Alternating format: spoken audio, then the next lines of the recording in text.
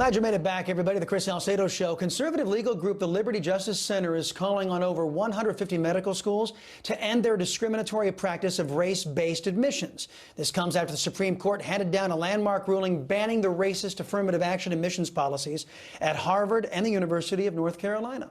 Let's bring in our panel, President of Liberty Justice Center and constitutional lawyer Jacob Huebert, and President of Color Us United, host of the Inconvenient Minority podcast, and author of An Inconvenient Minority, Kenny Xu. Nice to see you guys. Jacob, you first. This is needed, really, the next step, the needed next step to take the Supreme Court ruling and eradicate this left-wing racist affirmative action policy wherever it exists in America, yes?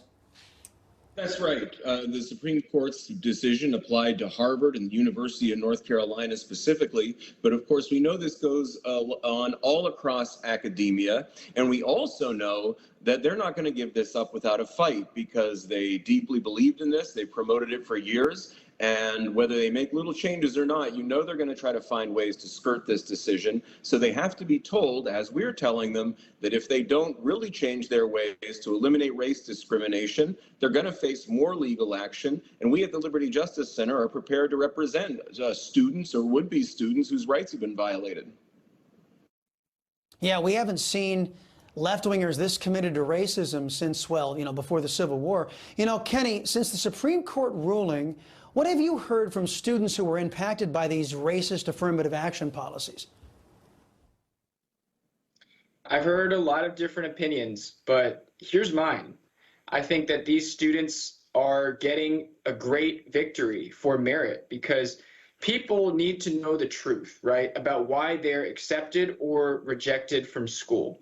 When I was in school and when I was applying to college, even if I got rejected, I wanted to know the reason. And if it was my race, fine, tell it to me. Harvard deserved at least to tell their students why they got rejected, why a person with lower SAT scores and grades and lower personal essays and lower teacher recommendations got in while they didn't. And one of the big reasons, as we know from the Supreme Court case, was affirmative action. Yeah, Jacob, I remember comedians laughing hysterically at airline executives when those executives said they would be putting an emphasis on diversity in hiring their pilots, not experience, not safety, not proficiency. Do Americans care what color their doctor's skin is, or do they want somebody who's actually taking care of them or maybe operating on them who is qualified? I think Americans, when they're choosing their doctor, choosing their airline pilot, choosing anybody to provide an important service to them, cares first and foremost about the service they're getting, especially when their life is on the line. And that's one reason why we've made medical school a priority. It's insane that admissions decisions would be made based on anything other than your potential to be a good doctor.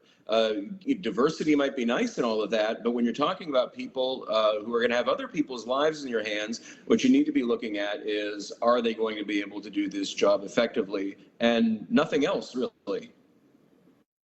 Yeah, judging folks by the content of their character, not the color of their skin. Dr. King's premise that many Democrats are rejecting today. Kenny, you tweeted your tongue-in-cheek argument for racial preferences. My argument for racial preferences for Asian students. Asians were discriminated against for 40 years in college admissions. This discrimination is systemic and has real Asian victims giving today as opposed to better arguments than black Americans. Or no, you asked this question.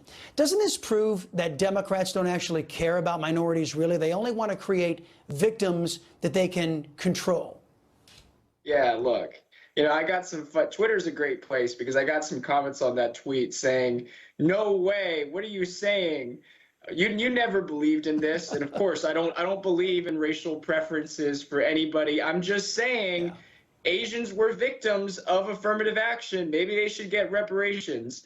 But no, my new book, School of Woke, talks about why the Democrats don't care about minorities. They just care about minority victimhood. That's in School of Woke. That's why they're not fixing the K-12 public education system, which is the best way to increase minority achievement, especially for Black and Americans. They're so focused on preferences for less qualified Black Americans, that they aren't actually addressing the root cause. And as Jacob said, and I'm very proud that he's doing that, any doctor knows that if you want to fix a problem, you have to get to the root cause, and the root cause is the K-12 education system.